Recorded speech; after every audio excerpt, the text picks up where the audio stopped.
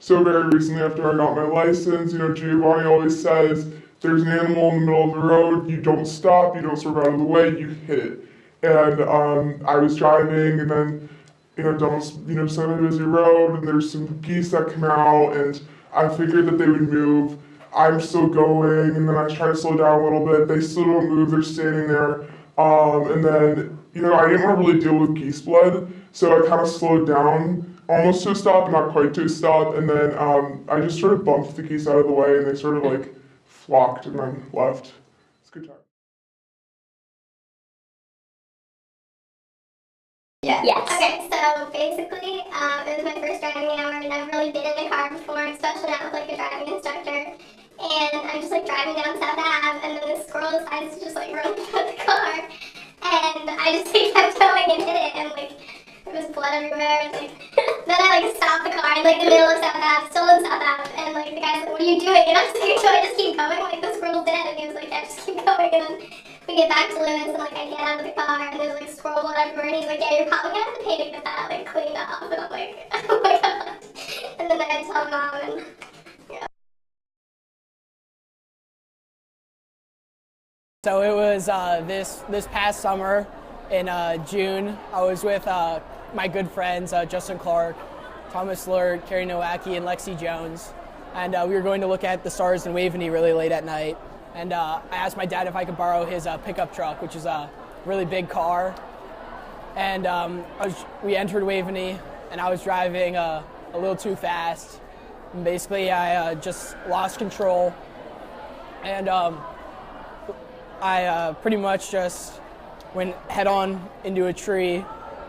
And Lexi Jones, who unfortunately was not wearing a seatbelt, she was in the back middle seat, and she went flying up into the front of the car. And her foot got caught, and she had broken her foot very severely. However, luckily the EMT and the police told us that if her foot didn't get caught, she most likely would have gone through the windshield and probably died.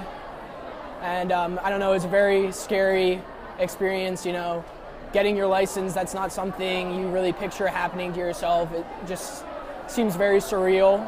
And then for some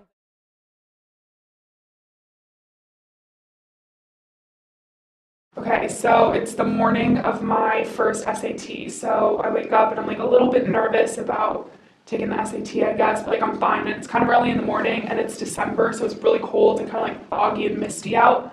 So the way I park in my house is I'm kind of by the garage, but not inside of the garage, and I have to kind of back up and do a maneuver to get out, and it's really tricky to do. Anyway, I'm trying to pull out, and I guess I'm a little bit rattled by the fact that I'm taking the SAT still, and I'm not really with it. So I don't give myself quite enough room to swing around. So after I back up and I'm pulling back forward, I do run the front of my car into the garage. And I'm like, crap, I'm running late. I don't have time to look at it. So I pull into Brugger's, get my breakfast, and I see the front of my car, and I'm like, oh, it's fine. I don't even see anything. So I kind of disregard it, get back home, and I see a huge dent in the garage. So I'm like, you know what, never mind, I'm just going to ignore it.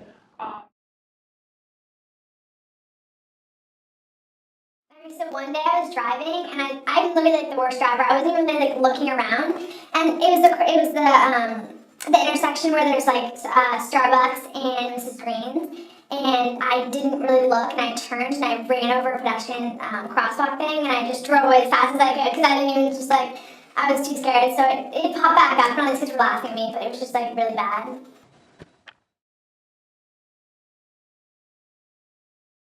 The second week that I got my license, I was driving in Norwalk, which I don't know how to navigate at all, and I tried to take a turn, and I somehow ended up getting up an exit ramp on the highway and started driving towards cars. I didn't really realize that the arrows were telling me to turn around and stop, and all these cars had to honk at me, and I nearly died. But I did like a K-turn, and I got off.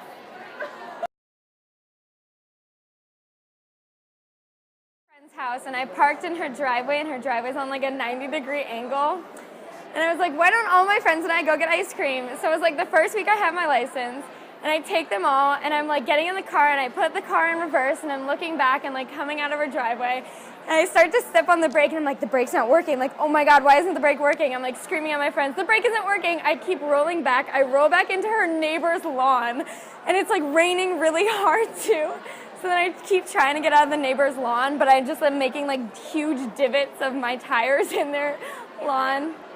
So then finally I like go knock on their door, and I'm like, oh my God, I'm so sorry, my brakes weren't working. Like I rolled back into your lawn, and then I go back in the car, and I realize I didn't even turn on the car.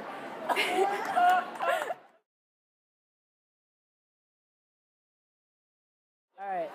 Well, this one time, I got pulled over on Owen Oak Ridge in New Canaan for going 70 and a 40, apparently, according to the policeman. And I think he misclocked me. So when we went to court, I fought it, and then it ended up being that the policeman was sitting in a residential driveway that he wasn't allowed to. So I got off from the ticket and everything. How much was the ticket? $400.